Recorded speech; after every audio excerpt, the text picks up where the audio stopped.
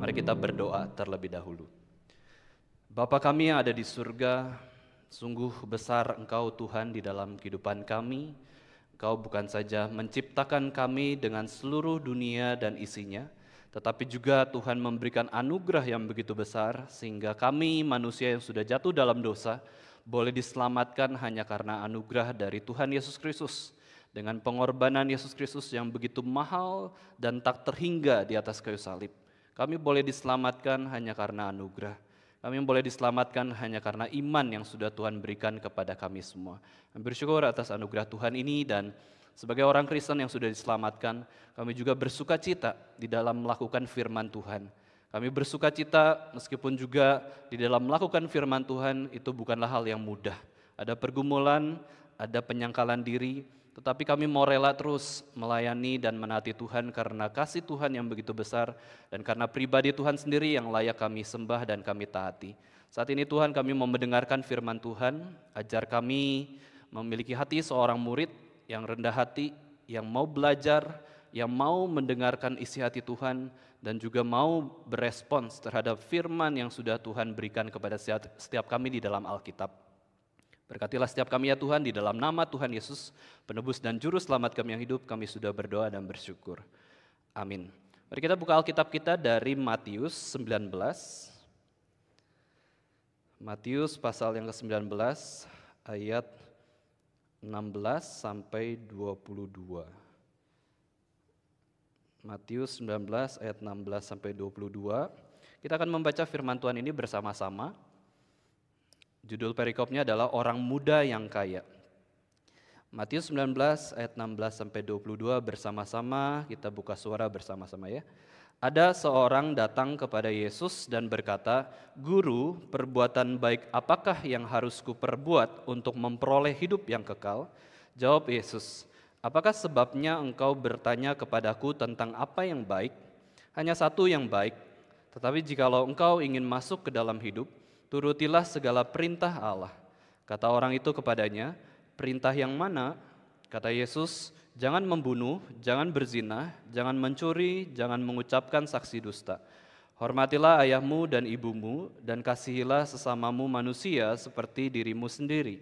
Kata orang muda itu kepadanya, "Semuanya itu telah kuturuti, apalagi yang masih kurang?" Kata Yesus kepadanya, "Jikalau engkau hendak sempurna, pergilah, jualah segala milikmu dan berikanlah itu kepada orang-orang miskin, maka engkau akan beroleh harta di surga. Kemudian datanglah kemari dan ikutlah aku." Ketika orang muda itu mendengar perkataan itu, pergilah ia dengan sedih sebab banyak hartanya. Bapak Ibu Saudara sekalian yang dikasihi oleh Tuhan, pada hari ini kita akan merenungkan tentang suatu tema yaitu kenyamanan dan zona nyaman. Apakah itu berhala atau salib Kristus? Ada seorang penulis lagu Amazing Grace atau Sangat Besar Anugerahmu yang bernama John Newton yang dulunya adalah seorang pedagang budak yang begitu rakus, begitu jahat kepada orang-orang yang kulit hitam. Dia menjadi seorang kapten kapal laut ya, dan akhirnya menjual banyak orang kepada orang-orang jahat. Dia memperdagangkan budak dan akhirnya ketika dia bertobat, dia sadar akan anugerah Tuhan yang begitu besar dan dia juga sadar akan dosanya yang begitu besar dan dia mengikut Yesus dan mau melayani Kristus. Lalu kemudian si John Newton ini ketika di usia yang sudah tua, dia sudah mulai banyak tidak mengingat tentang pengetahuan-pengetahuan dan dia berkata di tengah-tengah menjelang kematiannya adalah, "Meskipun saya sudah tidak terlalu banyak mengingat sesuatu, tetapi ada dua hal yang pasti dari Injil yang saya ingat, yang menjadi pegangan hidup saya bahwa I am a great sinner, but Christ is a great Savior." Aku adalah pendosa besar, tetapi Yesus Kristus adalah juru selamat yang agung juga. Itulah yang aku ingat seumur hidup aku dan aku akan terus setia kepada Kristus. Nah, ini adalah merangkum apa yang menjadi persoalan di dalam pertemuan Yesus dengan pemuda yang kaya raya. Pemuda yang kaya raya tidak memahami bahwa dirinya itu adalah seorang pendosa yang besar. Dan pemuda yang kaya juga tidak memahami bahwa ada juru selamat yang mampu menyelamatkan dia dari dosa dan memberikan dia hidup yang kekal, yaitu Yesus Kristus. Pemuda yang kaya ini mendasarkan keselamatan di dalam perbuatan baiknya. Dia melihat dirinya itu sebagai seseorang yang cukup baik, cukup taat, dan juga sukses di dalam kehidupannya. Sudah masih muda, kaya raya, terus kemudian juga dia adalah seorang yang taat beribadah. Dia sudah melakukan apa yang Yesus tuntut, pertama kali Yesus tuntut. Suatu perintah hukum Taurat kepada sesama manusia.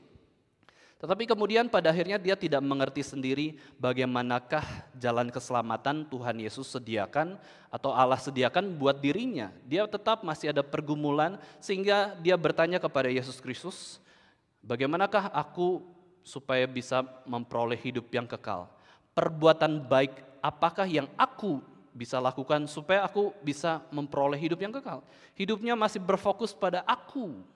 Aku yang bisa berjasa memperoleh hidup kekal. Aku yang bisa taat kepada Tuhan. Dan di sini kita bisa melihat bahwa yang dia hadapi, yang dia alami adalah bukan menyembah kepada Allah yang sejati, tetapi dia memiliki berhala di dalam hatinya, yaitu apa? Berhala kenyamanan diri. Dia ingin berjasa dalam dirinya dan dia juga mencintai uang di dalam kehidupannya. Sehingga ketika ditantang oleh Yesus Kristus suatu perintah yang khusus bagi dia, jualah seluruh milik hartamu, dia akhirnya sedih. Saya nggak bisa, harta saya terlalu banyak. Masa saya jual semua demi mengikut Yesus? Bagi dia harta lebih penting daripada Kristus. Bagi dia berhala kenyamanan dari harta itu sendiri lebih penting dan lebih berharga daripada hidup kekal yang Yesus tawarkan kepada dia. Sehingga kita bisa melihat bahwa pemuda yang kaya ini terjebak di dalam dosa pemberhalaan. Bapak Ibu saudara sekalian, kita tahu bahwa setiap manusia di dalam dunia ini tentu ya suka dengan kenyamanan, suka dengan zona nyaman. Kalau kita mau makan dan minum, kita pilihnya tempat sesuatu yang ruangan yang nyaman, tidak yang tidak nyaman. Waktu kita mau tidur, kita ambil posisi enak dulu ya. Kalau posisinya nggak enak ya nggak mau tidur, susah tidur, pegel-pegel. Kita pengen yang nyaman untuk tidur, kita pengen yang nyaman juga tempat untuk makan, bahkan nyaman juga rasa dari makanan maupun minuman tersebut. Dan tetapi kalau kita lihat Bapak Ibu saudara sekalian, baik sebelum kejatuhan dalam dosa, baik di dalam dosa pun kejatuhan ini, ternyata rancangan Tuhan itu bagi kita tidak selalu nyaman. Ada kalanya tidak nyaman, tetapi itu membuat kita semakin bergantung pada Tuhan dan semakin sadar kita ini butuh Tuhan.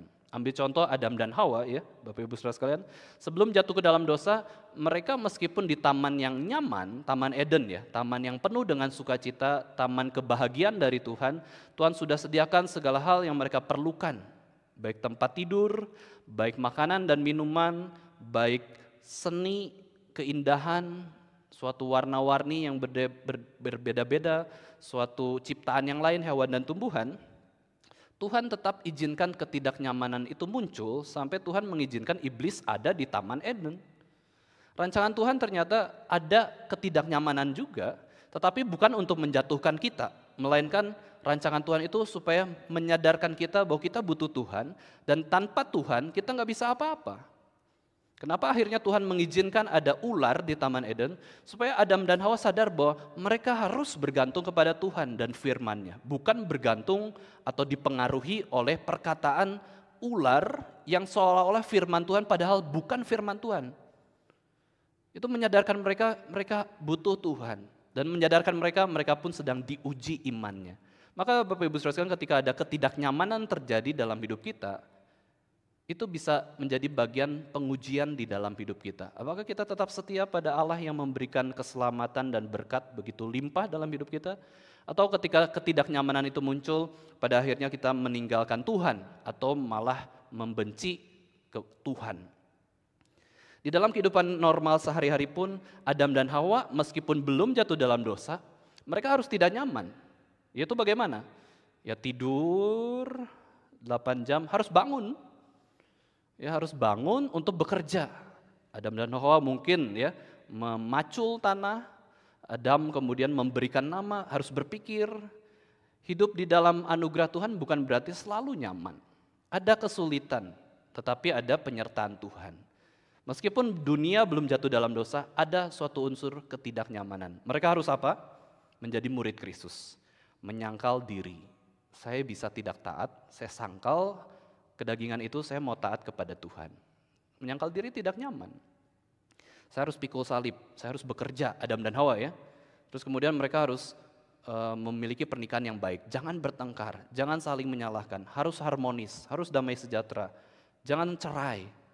Adam dan Hawa ya jangan sampai menjadi pasangan yang saling membenci. Mereka harus taat, ada ketidaknyamanan. Bangun tidur, mereka bekerja pergi. Tetapi kemudian ketika mereka lelah, sudah selesai pekerjaannya, tugas hari itu beres, memuliakan Tuhan, Tuhan pun senang dengan pekerjaan mereka. Nah di situ ada rest lagi, itu nyaman. Justru yang nyaman adalah ada ketidaknyamanan. Bayangkan ketika Adam dan Hawa terus tidur, bangun, tidur lagi, bangun, tidur lagi, bangun, tidur lagi, kok nggak nyaman ya. Justru itu bukan nyaman, meskipun manusia inginnya cari kenyamanan. Kenyamanan harus dari Tuhan sendiri, dan kehidupan yang normal yang Tuhan berikan pun ada kalanya tidak nyaman. Nah di dalam konteks kehidupan manusia yang sudah jatuh dalam dosa, kita pun demikian. Ketika nanti kita sudah capek-capek, ini kebaktian 2 kali. Kebanyakan pelayan itu pengkhotbah gitu ya, khotbah 2 kali. Datang ke gereja 2 kali. Tapi nanti kita pulang tuh ada rest. Wah nyaman ya, senang bekerja buat Tuhan. Di ladang Tuhan saya dipakai Tuhan 2 kali, saya memiliki upah yang besar di surga. Tuhan masih mau pakai saya untuk melayani. Wah itu sangat senang. Meskipun capek, meskipun tidak nyaman. Datang ke gereja 2 kali, transportasi 2 kali. Lalu ketika di dalam pola yang baru ya, Bapak Ibu Saudara sekalian, ibadah pagi dan sore di Gereja Yogyakarta ini. Karena saya dari Solo, tadi pagi jam 6 pagi berangkat, lalu ibadah pagi kan jam 9 ya. Terus selesai jam 11 ngapain? Ya apa pulang lagi ke Solo ya, capek-capek? Enggak. Ya meskipun tidak nyaman sih ke Solo, tetapi lebih nyaman di Yogyakarta. Tapi di Yogyakarta pada akhirnya saya dengan pengurus pikir saya harus habiskan waktu dari jam 12 siang, ya, makan dengan jemaat gitu ya, terus perkunjungan atau ikut OSG. Sebelumnya saya ikut OSG pemuda 2 kali, sejam di OSG A, sejam di OSG B seperti itu ya. Nah sekarang juga akhirnya berperkunjungan, kedua orang berkunjung, nggak nyaman, capek, tapi senang. Kita bisa bertemu dengan orang, sharing dengan orang, mendapatkan suatu inspirasi, pelayanan, pembelajaran, dan juga bisa bersaksi bagi Kristus. Capek, tapi senang, tapi nyaman. Dapat ketidaknyamanan, tapi nyaman. Nah inilah paradoks kenyamanan yang Tuhan berikan di dalam kehidupan kita. Kalau bahasanya dalam suatu teori musik adalah ada tensionnya. Wah, musik ada suatu hal yang menegangkan, tapi ada rilisnya. Itu Tuhan buat rancangan kehidupan manusia itu demikian. Kalau nggak ada tensionnya, nggak ada perginya, nggak ada bekerjanya, nggak ada melayani Tuhan, nggak ada kesulitan, kita nggak bisa melihat kenyamanan yang Tuhan sediakan bagi kita. Maka Yesus katakan bahwa marilah kepadaku yang letih lesu dan berbeban berat, aku akan memberikan kelegaan. Ada letih lesu, ada tension, tetapi ada rilis juga. Nah, Bapak Ibu Saudara sekalian, saya adalah seseorang yang suka nonton film zombie ya. Film zombie memang suatu hal yang palsu tapi kok asik ditonton ya. Karena saya memang suka film laga, suka film action. Di film World War Z ya, itu kita tahu ya, tokoh utamanya adalah Brad Pitt yang ganteng itu. Kemudian ada suatu waktu dia harus lari ke apartemen dan akhirnya bersama dengan anaknya dia ketok-ketok pintu, wah hampir tidak dibuka, terus kemudian suatu waktu anaknya malah menemukan pintu yang lain dan akhirnya dibuka. Nah akhirnya mereka masuk ke suatu apartemen tersebut, terus ketemu dengan keluarga, pasangan suami istri dan 1 anak laki-laki seperti itu ya. Terus kemudian mereka sudah masuk ke zona nyaman, aman, wah tenang ya, enak. Tapi namanya tokoh utama Brad Pitt katakan, kita nggak bisa diam di sini terus, mau sampai kapan di zona nyaman ini? Kita harus pergi. Maka satu kalimat yang saya selalu ingat dari film tersebut adalah, moving is living. Kalau kita bergerak, kita hidup. Kita akan memperoleh suatu hal yang kemajuan lah. Maka kita harus bergerak. Akhirnya Brad Pitt menggunakan majalah-majalah, koran menutupi tangannya, terus kemudian membuat senjata, lalu kemudian siap untuk naik ke rooftop untuk bisa diselamatkan lewat helikopter. Tetapi keluarga ini, suami istri ini, enggak, saya inginnya di zona nyaman. Saya diam aja di rumah, di apartemen, padahal bisa kehilangan makanan, minuman, bisa juga zombinya datang dan ada resiko yang begitu banyak. Memang pergi keluar juga ada resiko, tetapi di zona nyaman juga ada resiko. Nah kemudian akhirnya ketika si Brad Pitt, tokoh utama itu naik ke atas, mengalami kesulitan, melawan zombie-zombie gitu ya. Dan akhirnya ternyata sudah dikejar-kejar, dan di akhir penyelamatan itu, Brad Pitt akhirnya naik helikopter, dia melihat ada orang-orang zombie itu mengejar-ngejar dan ternyata itu adalah penghuni yang memutuskan untuk diam di zona nyaman. Sudah jadi zombie dia, terus ngejar-ngejar Brad Pitt, seperti itu ya. Nah, Bapak Ibu sekalian, dari satu film ini saya pikir memang betul ya. Kita tuh harus berani untuk tidak nyaman demi kemuliaan Tuhan, demi kebenaran, demi taat kepada Tuhan dan menjalani kehidupan yang penuh dengan kenyamanan dari Tuhan sendiri.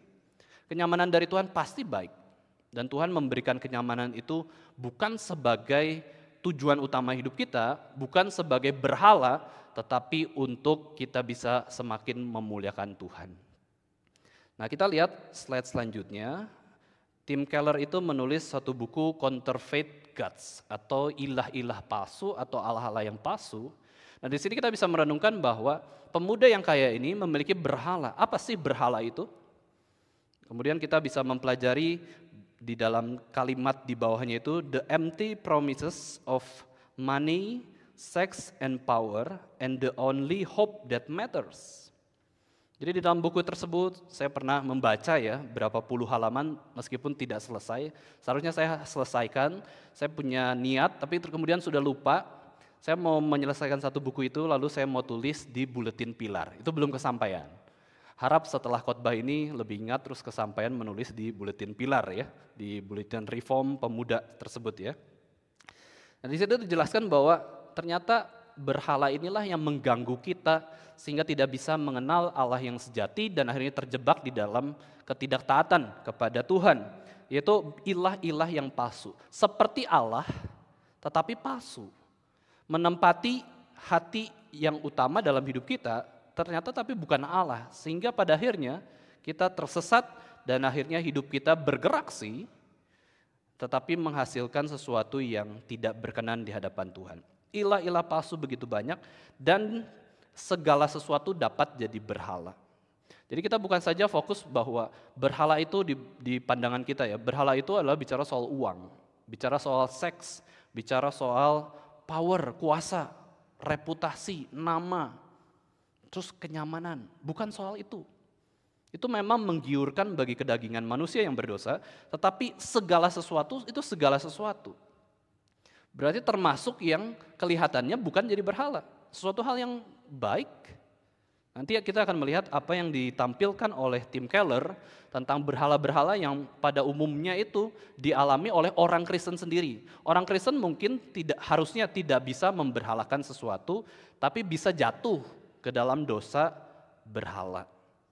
Kita punya Kristus, kita harus sembah satu Tuhan. Itu orang Kristen. Orang Kristen tidak mungkin menyembah dua Tuhan. Tetapi orang Kristen bisa jatuh dalam dosa pemberhalaan dan bisa lemah.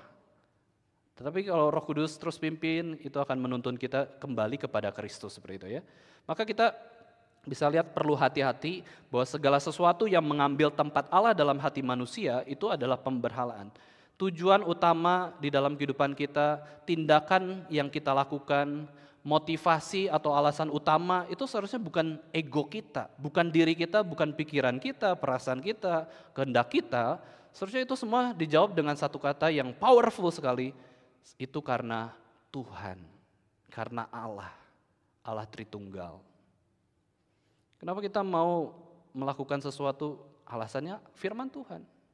Kenapa kita mau bekerja, melayani? Kenapa kita berkata tidak kepada pergaulan yang buruk? Semuanya satu jawaban, Allah. Allah memerintahkannya, Allah tidak menginginkannya. Atau kemudian kita melakukan sesuatu hal yang baik, meresponi panggilan Tuhan, ya karena Allah menginginkannya seperti itu ya, bukan kita. bukan diri kita, bukan dunia kedagingan, dan itu menjadi suatu hal yang perlu kita perhatikan. Manusia itu ada pusat. Tadi di khotbah pertama saya jelaskan tentang ucapan bahagia yang keenam, berbahagialah orang yang suci hatinya sebab mereka akan melihat Allah. Nah, manusia itu punya hati. Apa itu hati? Itu pusat kehidupan kita. Dan kalau kita pecah, apa sih hati? Kita bisa bagi ke dalam 3 aspek. Hati berarti pikiran, hati berarti perasaan, hati berarti kehendak. Nah, kalau pada akhirnya pikiran kita, perasaan kita, kehendak kita adalah kita sendiri, tanpa ada Tuhan, nah kita memberhalakan siapa? Diri kita yang baik ini. Yang Tuhan sudah ciptakan serupa dan segambar dengan Allah yang begitu mulia, tapi memang sudah jatuh ke dalam dosa, tetapi diri kita tetap berharga, tetap manusia ciptaan Tuhan ya. Dan kita memberhalakan diri kita, yang kita tidak musuhi, yang kita rasa ini baik. Dan biasanya itulah yang menjadi berhala diri kita, yaitu kenyamanan diri. Ya, selain uang, selain kuasa, selain seks, kita bisa memberhalakan diri kita. Fokus semua hidup kita tuh kepada diri dan diri. Nah, itu adalah suatu pemberhalaan juga. Bisa jadi berhala. Kalau kita menempatkan hati kita kepada diri. Hati kita harus memiliki Kristus. Lalu di dalam tulisannya Tim Keller dikatakan, a counterfeit God is anything so central and essential to your life that should you lose it, your life would feel hardly worth living. Ilah-ilah palsu ini ya, begitu sentral, esensial dalam kehidupan kita, sehingga kalau itu hilang, kita merasa hidup kita itu tidak penting dan tidak layak dihidupi. Yaitu apa? Uang. Kalau nggak ada uang, udahlah, saya nggak akan semangat ngapa-ngapain, pengennya mati saja, tidak bersuka cita dalam kehidupan. Kalau nggak ada seks, nggak punya pacar, nggak punya suami atau istri, udahlah, saya cepat-cepat mati gitu ya. Tidak layak dihidupi, kehidupan yang tidak layak. Kalau tidak punya nama, kuasa, udah saya pada akhirnya lemah dan akhirnya tidak bersyukur atas kehidupan yang Tuhan berikan. Itu sudah jadi berhala. Kalau nggak ada Kristus, seharusnya kita seperti itu. Kita lemah, tersesat, lapar dan haus, kita merasa ada yang kurang, hidup kita ini tidak layak seperti itu untuk dihidupi. Karena apa? Tidak ada Kristus, harusnya demikian. Tetapi karena kita memberhalakan sesuatu, pada akhirnya itu membuat kita itu melihat diri secara berbeda dan begitu buruk. Nah, sekarang kita lihat apa berhala-berhala kita di zaman modern. Nah, beberapa hal yang bisa menjadi berhala secara umum adalah yang pertama tadi sudah ya, uang dan keamanan finansial. Kenapa kita pengen cari banyak uang? Salah satunya ada alasan yang mendasari, ya saya pengen nyaman hidupnya, bisa pergi ke tempat-tempat yang kita sukai, bisa membeli makanan tanpa kekhawatiran, tanpa kesulitan, gak perlu hemat-hemat, kita bisa memuaskan segala sesuatu, uang dan keamanan finansial, pada akhirnya bisa membuat seseorang itu memberhalakan hal tersebut dan akhirnya melupakan Tuhan. Alkitab sendiri menyatakan bahwa karena cinta akan uang, orang itu memburu uang, akhirnya menyiksa dirinya sendiri dengan perbuatan-perbuatan yang tercela. Cinta dan hubungan romantis ini juga sering dialami oleh para pemuda-pemudi yang mencari jati diri, yang mencari orang yang dia kasihi, yang mencari kasih sayang, pada akhirnya memberhalakan cinta. Kalau sehari nggak berelasi dengan lawan jenis kurang rasanya, pengen kontak yang laki-laki ya, yang perempuan kayaknya pengen didekati oleh laki-laki. Kalau nggak ada tuh kurang, cuma cari-cari ngobrol di Instagram gitu ya, komenin story-story orang ya. Itu hidupnya berarti cuma cari itu. Padahal kita sudah di dalam Kristus. Dalam Mazmur 23, if God is my shepherd, I shall not want. Kalau Tuhan adalah gembala kita tuh puas. Meskipun tidak punya uang. Meskipun tidak punya pacar, belum punya pacar. Meskipun banyak orang membenci kita, entah kenapa, tapi kita punya Kristus loh. Ada kecukupan, tapi ada juga usaha untuk memperbaiki segala sesuatu yang buruk terjadi di dalam kehidupan kita. Lalu prestasi dan pencapaian. Ada pemuda di Solo itu ngobrol-ngobrol sama saya, kemudian apa ya berhalanya hamba Tuhan Reform itu apa ya? Kayaknya hamba-hamba Tuhan Reform gak cinta uang. nggak cari uang kita ya. Meskipun Tuhan cukupkan lewat gereja Tuhan. Terus kayaknya dosa-dosa seksual kayaknya nggak ada ya. Semua pemikir semua filsuf sebenarnya. Nggak suka lah yang hawa nafsu meskipun bisa juga ada. Tapi itu seringkali terdengar di gereja lain. Gereja lain memperebutkan harta, bersaing, hamba Tuhan ya. Saling bunuh-bunuh, saling tembak, saling bertengkar satu dengan lainnya karena urusan uang. Memang jemaat gereja yang lain itu begitu banyak ya. Terus akhirnya banyak godaan juga. Lalu si pemuda ini bilang kayaknya ini nama kali ya dari godaan hamba Tuhan Reform. Pengen cari popularitas, nama. Saya pikir-pikir iya ya kayaknya saya juga kadang-kadang tuh berpikir saya pengen ya ada nama seperti itu ya. Ada suatu prestasi yang bisa boleh berpengaruh untuk orang. Kalau tujuannya baik nggak masalah. Tapi kalau tujuannya untuk kepentingan diri, kebanggaan diri, kesombongan, nah itu salah. Jadi pemuda itu pikir-pikir, ada ya pemuda yang mikir dosa hamba Tuhan Reform itu apa? Saya juga kaget ya. Ternyata prestasi, pencapaian, nama besar gitu ya. Apalagi kita tandingannya Pendeta Stephen Tong. Salah satu jadi tekanan, salah satu tenang juga ya. Patong nama besar, saya ini bukan siapa-siapa gitu ya. Tenang, nyaman, tapi bahaya itu berhala kenyamanan. Tapi bisa juga jadi tekanan, waduh kita nggak bisa ngalahin Patong. Ya iyalah, kita memang manusia yang berbeda talenta, Patong ada panggilannya sendiri, talentanya begitu limpah. Tapi Tuhan menghargai kita yang mengembangkan talenta sesuai dengan pemberian Tuhan. Kalau 5 talenta, kembangkan 5 talenta tersebut. Kalau 2 talenta, kembangkan 2 talenta tersebut. Kalau 1 talenta, ya kembangkan 1 talenta tersebut. Ini bisa menjadi berhala ya, prestasi dan pencapaian, penerimaan sosial dan popularitas. Kita ingin diterima oleh kelompok, oleh orang, akhirnya setuju semuanya, perkataan dia, terus bisa membeli dia, menyuap dia pakai uang supaya kita diterima, populer seperti itu ya. Dan yang kita renungkan adalah kenyamanan dan zona nyaman ini, bahkan keluarga dan anak bisa juga menjadi berhala kita. Kalau kita memberhalakan keluarga dan anak, prioritas utama adalah mereka lupakan gereja, lupakan hari Sabat, bisa terjadi. Ya, karena kita jatuh dalam penyembahan berhala, karena kita juga artinya tidak untuk Kristus sepenuhnya. Dan ternyata berhala-berhala di zaman modern ini, Tim Keller menjelaskan bahwa mereka tidak pernah memuaskan. Memuaskannya dalam arti yang kekal ya. Memuaskannya sementara, tapi pengen lagi. Kayak kita craving makanan manis. Karena kalau kita makan manis, pengennya makan manis lagi, makan manis. Padahal sudah dapat manis ya. Padahal kan harusnya kalau kita tidak ada manis, baru kita pengen manis. Tapi udah ada manis pun kita ingin terus rasa manis, dan itu berbahaya ya. Selalu membuat kita merasa kurang. Maka Tuhan tidak demikian. Tuhan memberikan kenyamanan dan kita puas secara kekal di dalam firman-Nya, di dalam perlindungannya, di dalam naungan sayapnya. Saya pernah nonton satu video ya, elang di gunung salju. Nah itu terus kemudian ditafsirkan seperti, Tuhan itu seperti elang atau Raja Wali yang di gunung yang bersalju, kemudian dia ditutupi oleh salju-salju, terus kemudian dia rebahan di situ. Saya pikir kenapa ya Raja Wali ini rebahan di situ. Terus ketika video itu berputar terus, ternyata dia sedang melindungi anak-anak Raja Walinya, anak-anaknya. Dilindungi dari segala hal buruk. Itu ibarat Tuhan tuh demikian ya. Perlindungan yang Tuhan berikan itu sangat nyaman dan tepat. Itu akan membuat kita aman dan nyaman di dalam Tuhan.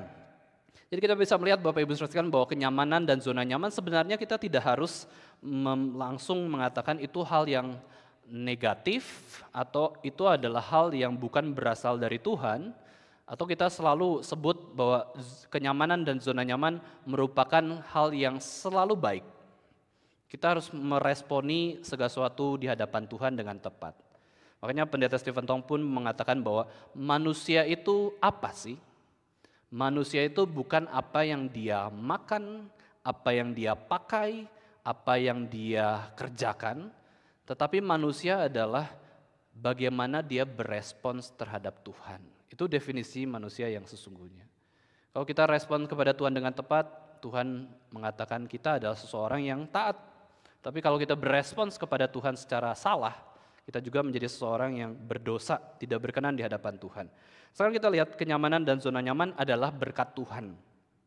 Matius 11 ayat 28 sampai 30 dikatakan ya. Kita baca bersama-sama di slide 1 2 3. Marilah kepadaku semua yang letih lesu dan berbeban berat, aku akan memberi kelegaan kepadamu. Pikulah kuk yang kupasang dan belajarlah padaku, karena aku lemah lembut dan rendah hati, dan jiwamu akan mendapat ketenangan. Lalu sebab kuk yang kupasang itu enak dan bebanku pun ringan. Ya, sedikit kepotong ya. Nah, kemudian kita bisa lihat ya, ada tafsiran bahwa siapa sih yang harus datang kepada Kristus? Apakah hanya orang yang merasa letih lesu dan berbeban berat saja baru datang kepada Kristus dan memperoleh kelegaan? Jawabannya adalah bukan. Ini adalah suatu undangan universal dari Tuhan Yesus Kristus sendiri yang mengatakan bahwa semua manusia itu bisa datang kepadaku karena apa? Semua manusia itu letih lesu dan berbeban berat karena hidup dalam dunia yang berdosa dan juga terus berperang dengan kedagingan yang berdosa juga, yang terus menggoda untuk melakukan dosa. Masa kita nggak letih lesu sih ketika kita melihat dosa terjadi di mana-mana, terus kemudian kita juga digoda untuk melakukan dosa. Kita tidak letih dengan kehidupan yang berdosa ini. Maka ini adalah undangan universal untuk semua orang, supaya orang mengenal kelegaan yang Yesus berikan, kenyamanan yang Yesus berikan. Kita itu nyaman di dalam pagarnya Kristus. Ibarat Kristus adalah pagar, itu adalah zona nyaman kita. Kita bebas di sana dan kita aman di sana. Ini kenyamanan orang Kristen.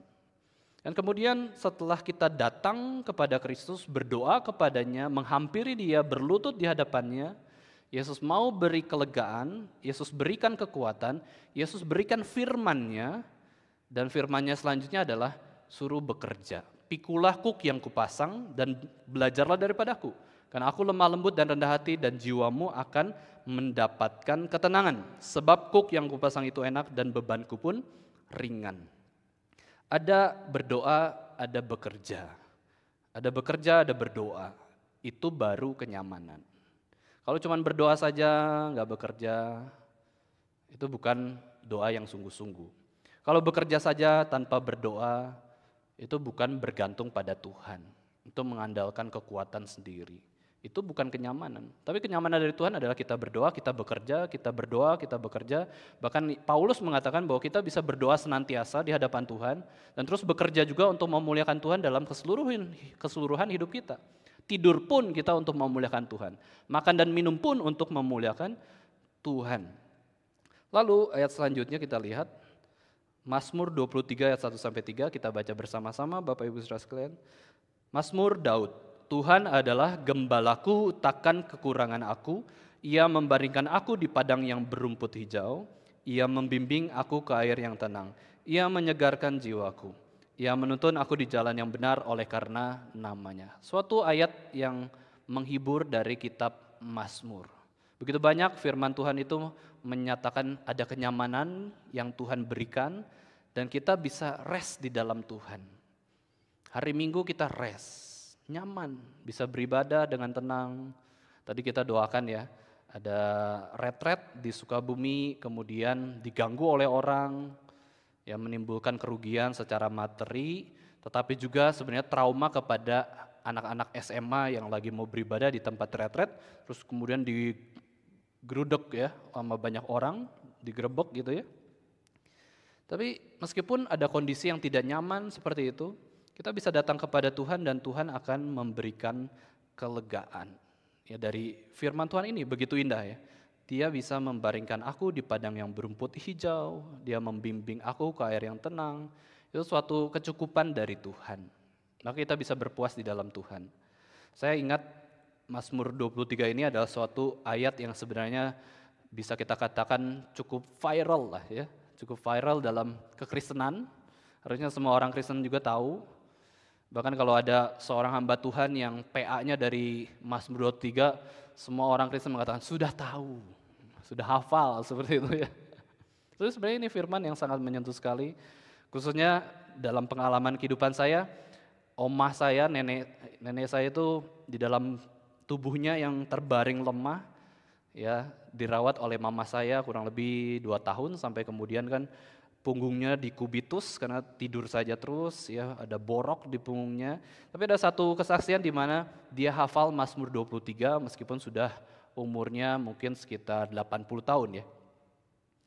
Saya berusaha menghafalkan, kadang-kadang sambil jogging pagi coba hafalin Mazmur 23. Bisa juga sih, tapi nggak tahu sekarang juga hafal atau enggak. Tapi intinya saya tahu kurang lebih garis besarnya, dan itu hal yang indah kalau kita bisa menghafal firman Tuhan, memperkatakan firman Tuhan, itu pun penghiburan dari Tuhan. Kita bisa mengucapkan kalimat Tuhan, kalimat pribadi yang begitu menyayangi kita dan kita pun menyayangi dia ya. Kita katakan itu surat cintanya Tuhan bagi kita, itu sebuah penghiburan bagi hidup kita ya. Lalu selanjutnya ini juga menjadi suatu ayat yang seringkali kita dengar di dalam pelayanan rumah sakit. Ya, di Solo itu ya bersyukur ya. Di Solo itu ada pelayanan rumah sakit, 4 rumah sakit. Semuanya memang swasta, tapi itu juga bukan rumah sakit Kristen ya, rumah sakit umum lah. Tapi karena kita ada channel, jemaat ada channel, terus kemudian kita buat MOU, kita kasih surat, kita juga sesuai dengan kriteria humas atau hukum dari rumah sakit, kita nggak boleh macam-macam melanggar peraturan. Kita dalam sebulan itu ada pelayanan rumah sakit, 4 rumah sakit. Ya, satu rumah sakit bisa kira-kira rata-rata bisa 6 pasien atau 5 pasien seperti itu ya. Kadang-kadang ada rumah sakit yang cuman ada 2 kali jadwalnya, itu bisa belasan pasien seperti itu ya. Nah, kemudian ayat yang sering saya gunakan ya untuk menghibur adalah hanya dekat Allah saja aku tenang. Mazmur 62 ayat 1-2 ya. Daripadanya lah keselamatanku, hanya dialah gunung batuku dan keselamatanku, kota bentengku, aku tidak akan goyah. Ya, ini suatu firman Tuhan yang begitu menenangkan. Dekat Allah kita terlindung dari segala bahaya. Seperti anak-anak kecil yang selalu bergantung pada tangan orang tuanya, selalu ngikut dengan orang tuanya ketika masih kecil, selalu bergantung dan merasa aman kalau ada orang tuanya ya. Nah, demikian juga di dalam Tuhan kita bisa memperoleh kenyamanan. Ayat yang selanjutnya, Bapak Ibu Saudara sekalian, kita lihat Filipi 4 ayat 6-7 juga menawarkan sebuah kenyamanan. Janganlah hendaknya kamu khawatir tentang apapun juga, tetapi nyatakanlah dalam segala hal keinginanmu kepada Allah, dalam doa dan permohonan dengan ucapan syukur, damai sejahtera Allah yang melampaui segala akal akan memelihara hati dan pikiranmu dalam Kristus Yesus. Wah, indah ya. Tuhan kita itu adalah Tuhan yang baik, yang memberikan kita kenyamanan sesuai dengan peraturan Tuhan. Ya, ada kalanya Tuhan berikan ketidaknyamanan, izinkan ketidaknyamanan, tetapi itu semua Tuhan mereka-rekakannya untuk kebaikan bagi kita supaya kita ikut rencana Tuhan, bukan masuk ke dalam rencana kita, sekalipun rencana kita itu nyaman, berhasil.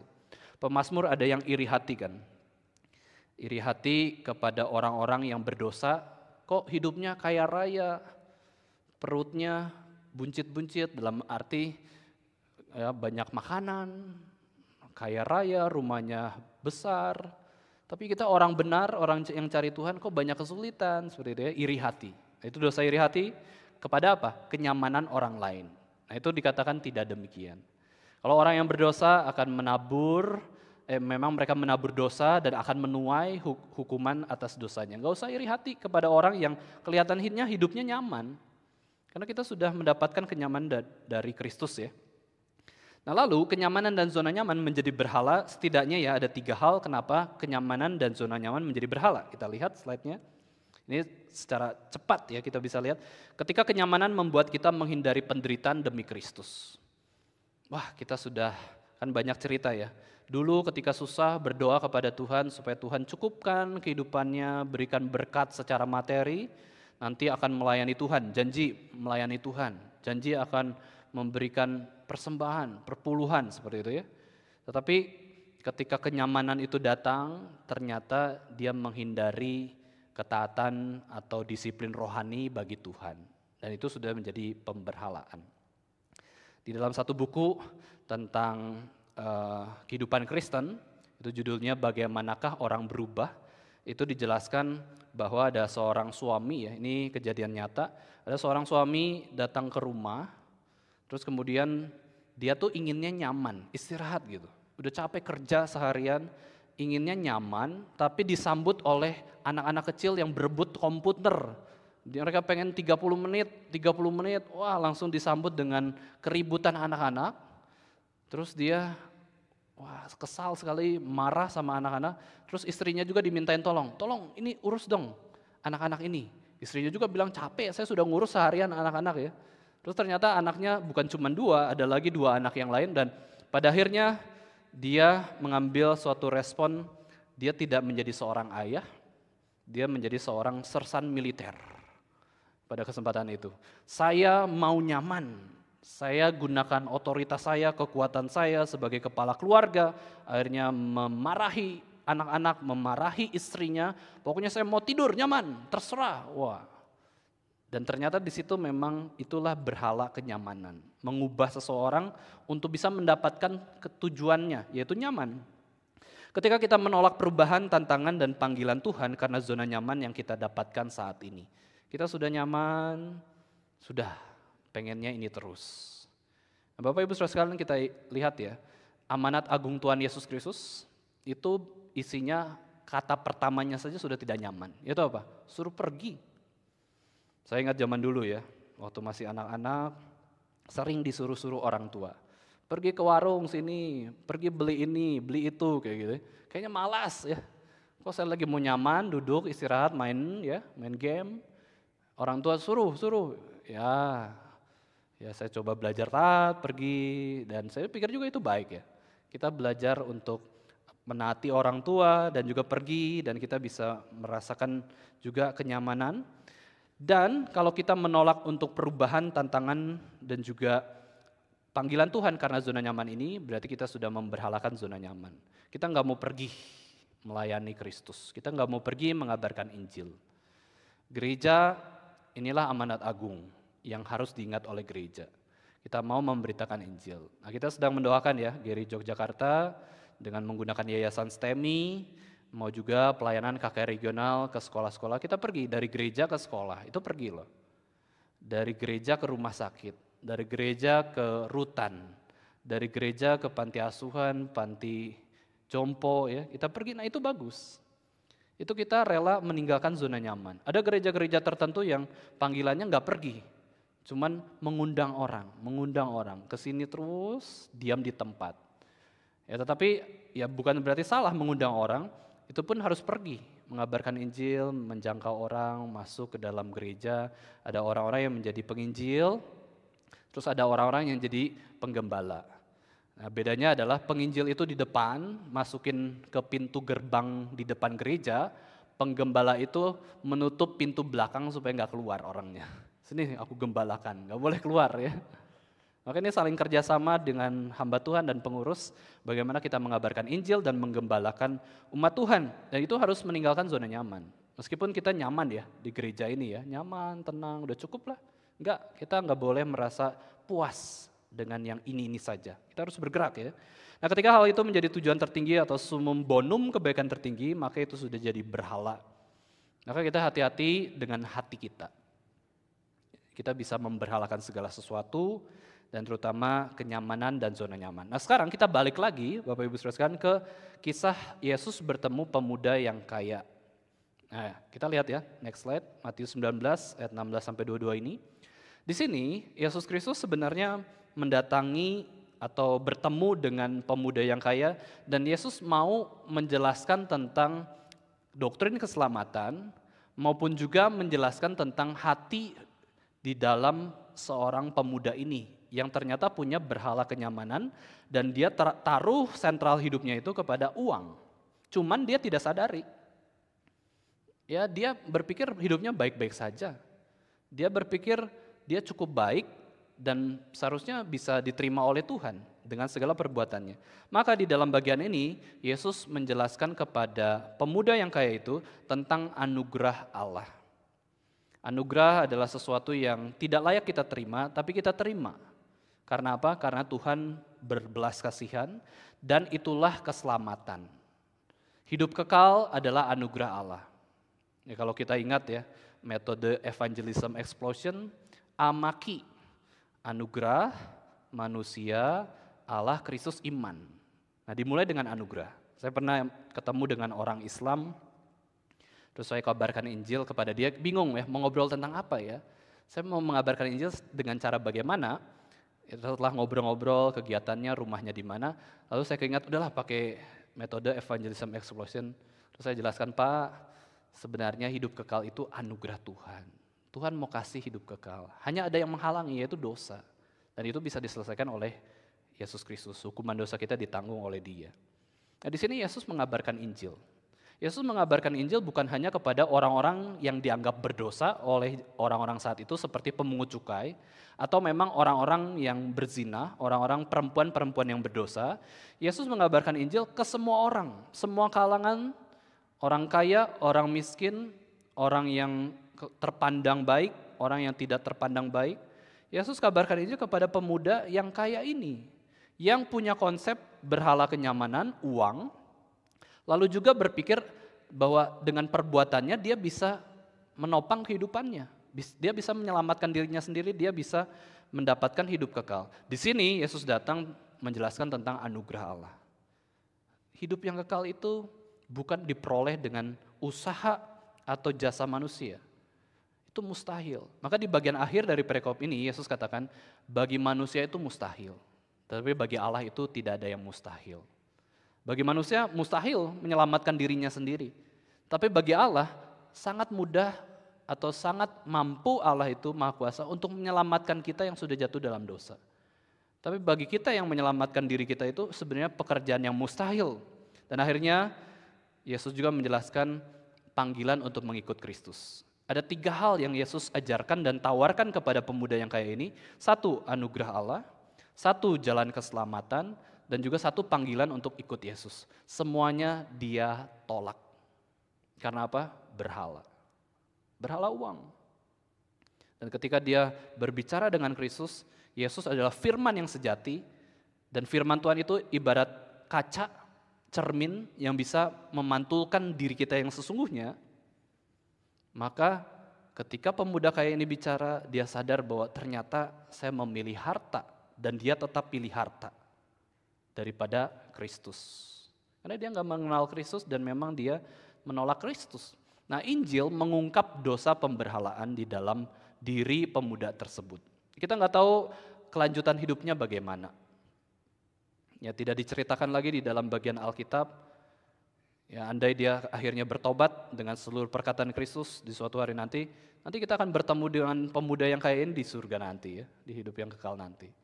Tapi intinya Yesus sudah mengabarkan Injil. Entah dia itu orang pilihan atau bukan, Yesus kabarkan Injil. Dan kalau dia umat pilihan, dia akan menerima perkataan Kristus yang sudah dia terima. Seperti ibarat Nikodemus yang bertemu dengan Yesus di malam hari, terus diajarkan tentang kerajaan Allah, diajarkan tentang kelahiran kembali, dan Nikodemus itu menyimpan dalam hatinya. Terus kemudian pada akhirnya dia menyatakan imannya ketika Yesus sudah mati di atas kayu salib, kemudian dia juga berbagian dalam penguburan Yesus Kristus ya. Itu Nikodemus. Dan yang dihadapi oleh pemuda yang kaya ini adalah bukan saja dosa pemberhalaan, tetapi dosa self-righteousness, legalisme, kesombongan. Ini semua karena pekerjaan saya. Kenapa saya bisa berhasil? Saya kaya raya karena saya rajin bekerja. Karena saya pintar untuk bekerja, berbisnis. Dan akhirnya dia melupakan anugerah Allah. Dia bisa kaya karena diri sendiri, dia bisa taat Taurat, tidak membunuh, tidak berzina bagi dia ya. Bagi dia rasa sudah taat. Padahal kalau kita telusuri lebih dalam hatinya, pasti dia dalam konteks definisi Yesus yang lebih luas, dia sudah membunuh. Meskipun tidak membunuh secara fisik ya. Dia ada kebencian kepada orang misalnya. Itu juga dikatakan membunuh. Ya, dia sudah berzina, bisa saja di dalam pikirannya sebagai pemuda ada pikiran kotor, dia rasa tidak berzina, nggak pernah selingkuh, nggak pernah berbuat cabul, tapi di dalam hatinya dia memandang perempuan kemudian nafsu, itu sudah berzina juga. Dia pikir dia tidak berdosa, dia pikir dia sudah taat, tetapi bertemu dengan Yesus dia sadar kebobrokannya, minimal dosa pemberhalaannya. Ya, dia sadar dia tidak mau untuk memilih Kristus tapi lebih memilih harta. Nah, berhalanya adalah harta. Ketidaktaatan pada hukum yang terutama yaitu mengasihi Allah dan juga menolak panggilan Kristus. Nah, ini adalah suatu perenungan di dalam kehidupan kita, Bapak Ibu Saudara sekalian. Pusat hidup kita itu apa atau siapa sih? Kalau kita sebagai pengikut Kristus, harusnya Kristus menjadi pusat hidup kita. Tapi seringkali pada akhirnya kalau kita sebagai orang Kristen tidak taat, kita akan terus menyedihkan hati Tuhan. Ya, harap kita bisa mengambil keputusan dengan bijaksana untuk senantiasa mengikut Kristus, menyangkal diri dan memikul salib. Apakah kita bersedia untuk mengoreksi hati kita? Ya, jangan sampai ada dosa pemberhalaan di dalam hati kita. Kita betul-betul menempatkan Kristus di posisi utama dalam hati kita. Maka ketika Kristus itu bersuara, berfirman, kita dengan segera siap, meskipun itu tidak nyaman, kita tetap mau bersedia melayani Tuhan, melepaskan segalanya demi kemuliaan Tuhan, atau menggunakan segala sesuatu yang sudah Tuhan berikan untuk kemuliaan nama Tuhan. Next slide ya, panggilan Kristus. Ini adalah panggilan Kristus ya, dalam kehidupan kita untuk menjauhi berhala. Hati manusia diciptakan hanya untuk Kristus dan hati manusia mendapatkan kelegaan atau rest hanya di dalam Kristus. Yesus panggil kita untuk percaya kepadanya. Yang kira kita sudah percaya, pikir lagi. Sudahkah kita sungguh-sungguh percaya kepada Kristus? Sudahkah kita sungguh-sungguh mendengar panggilan Kristus menjadi muridnya, menjadi pengikutnya? Kita bisa salah seperti pemuda yang kaya tadi. Dia pikir dia sudah taat, padahal tidak taat. Kita pun orang-orang Kristen yang hidup dalam keluarga Kristen, gereja Kristen, bisa pikir bahwa kita sudah percaya Kristus padahal belum. Dan ini adalah kesempatan kita merenungkan, apakah saya sudah sungguh-sungguh percaya kepada Kristus? Menyerahkan hidup kepada Kristus sebagai Tuhan dan Juru Selamat hidup saya.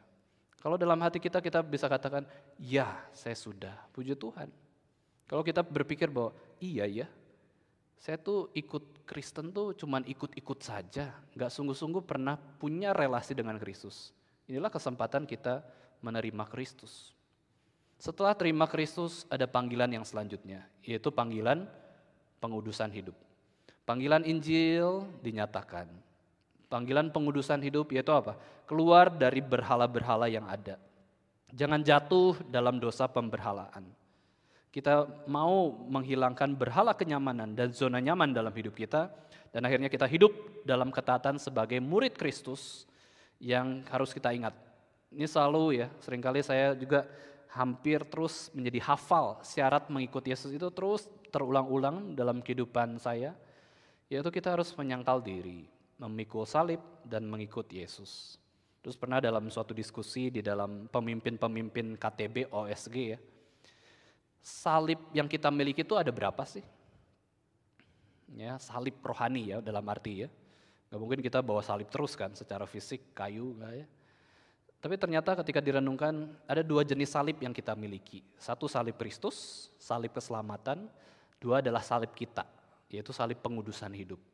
Yang Tuhan taruh sendiri untuk kita pikul.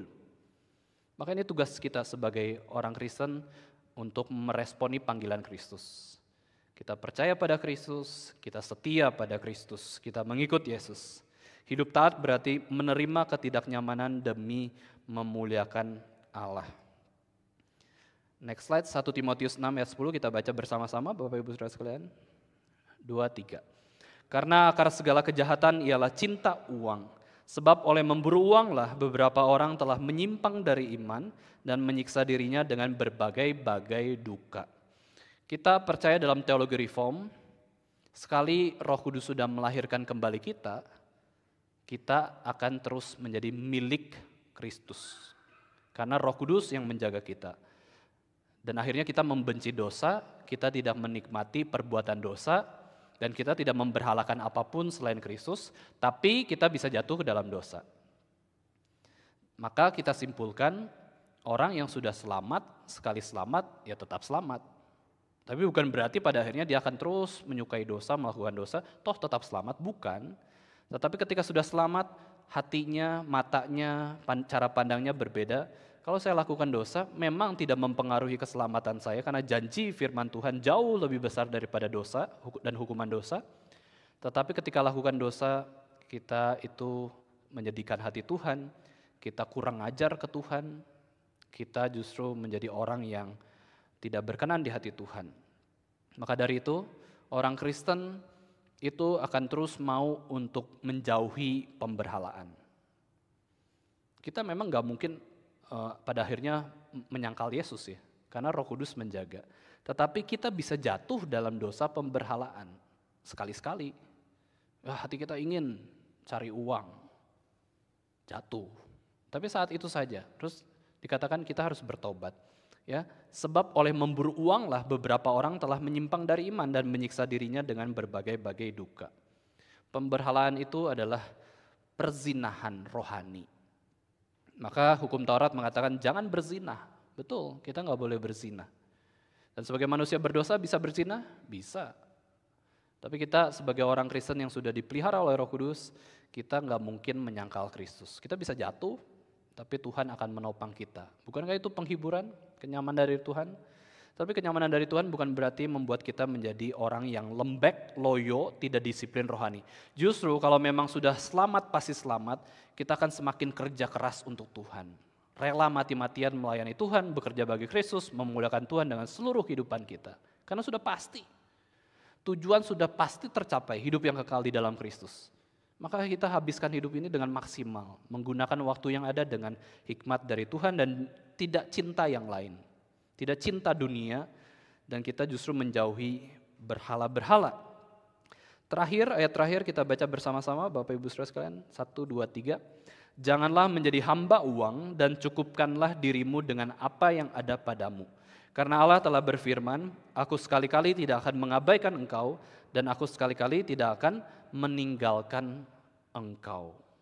Penulis Ibrani menulis kepada siapa?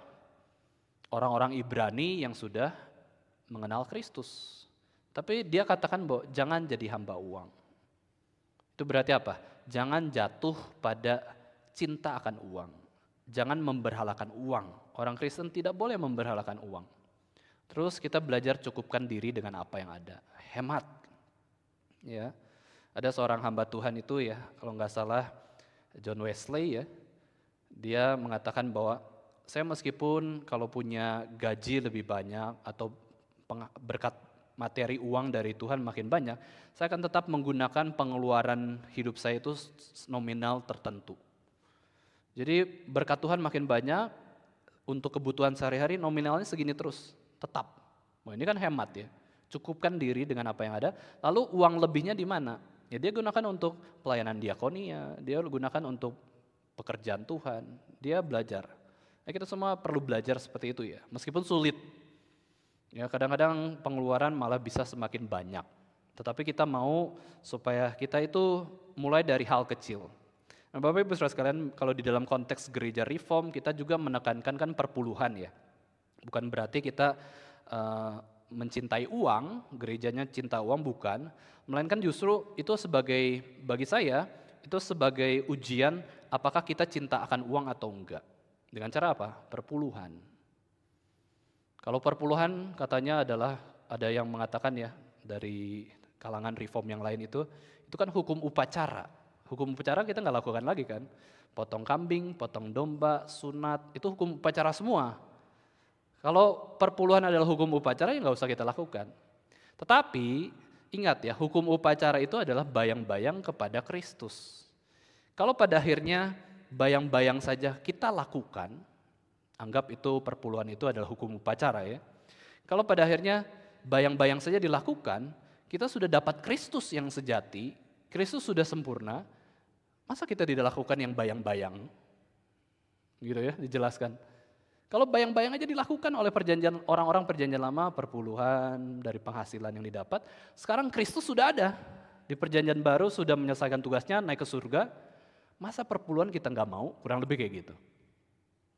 Ini mendorong kita ya. Saya ngerti bahwa itu susah juga bagi kita ya, untuk mengatur keuangan, tetapi yang penting hati kita. Hati kita bukan cinta akan uang. Ya, saya juga belajar perpuluhan sejak masih kuliah S1 ya, masih umur 17 tahun, 18 tahun. Dan setelah berbelas-belas tahun tetap perpuluhan sampai sekarang, ya cukup aja, bisa hidup. Bukan nggak cukup loh. Itu bahkan perpuluhan tuh sejak belum bekerja. yang masih kuliah, masih dibiayain orang tua, saya coba belajar sedikit demi sedikit. Karena apa? Saya tidak cinta akan uang. Saya mau membuktikan atau menunjukkan kepada Tuhan, saya memang gak mau menjadi hamba uang, saya mau menjadi hamba Tuhan. Maka kita jauhkan godaan-godaan tersebut. Dan di situ Allah mengatakan, kalau kamu betul-betul mau taat, mau menuhankan Kristus, mau merajakan Kristus, ini janji Tuhan di Ibrani 13 ayat 5, di situ dikatakan, Allah telah berfirman, aku sekali-kali tidak akan mengabaikan engkau. Dan aku sekali-kali tidak akan meninggalkan engkau. Wah, janji Tuhan begitu indah ya Bapak Ibu Saudara sekalian. Andai pemuda yang kaya itu betul-betul menyerahkan semua hartanya untuk orang miskin, Yesus berkata, aku tidak akan mengabaikan engkau. Aku tidak akan meninggalkan engkau. Engkau dapat aku. Kau buang harta, dapat Kristus. Maka ada satu lagu yang begitu indah, lebih baik Kristus daripada harta. Lebih baik Yesus daripada segala kenyamanan. Lebih baik Kristus daripada segala keduniawian. Kita bersyukur kita punya Yesus. Yesus itu adalah Tuhan kita. Dia sangat mengasihi kita dan kiranya kita boleh mengasihi Tuhan Yesus seumur hidup kita. Mari kita sama-sama berdoa. Ya Tuhan, Bapa kami yang di surga, sungguh benar Tuhan bahwa lebih baik Tuhan Yesus Kristus dibandingkan segala kenikmatan dunia dan harta dunia. Kami mau Tuhan dalam kehidupan kami betul-betul menghargai Kristus, betul-betul memiliki pengertian akan kebenaran yang Yesus sudah nyatakan di atas kayu salib 2000 tahun yang lalu bagi kami yang berdosa ini. Yesus Kristus menderita, Yesus Kristus dihakimi, Yesus Kristus mengucurkan darah demi kami. Kami bersyukur Tuhan atas anugerah Tuhan yang begitu besar, dan kami tahu juga bahwa ketika Yesus mati menanggung hukuman dosa kami, Yesus bangkit pada hari yang ketiga, memberikan kenyamanan bagi kami, memberikan kepastian keselamatan, bahwa kami pun akan dibangkitkan bersama-sama dengan Kristus. Kami mau Tuhan menjauhi segala dosa-dosa pemberhalaan. Kami mau menempatkan Kristus di dalam hati kami yang utama. Kami mau menempatkan Tuhan di atas segalanya, dan kami pun mau memiliki hikmat Tuhan. Ketika kami menempatkan Tuhan di atas segalanya, kami pun bisa bertanggung jawab di dalam segala bidang yang sudah Tuhan percayakan kepada kami. Di dalam segala sesuatu kami bisa bertumbuh untuk memuliakan Tuhan.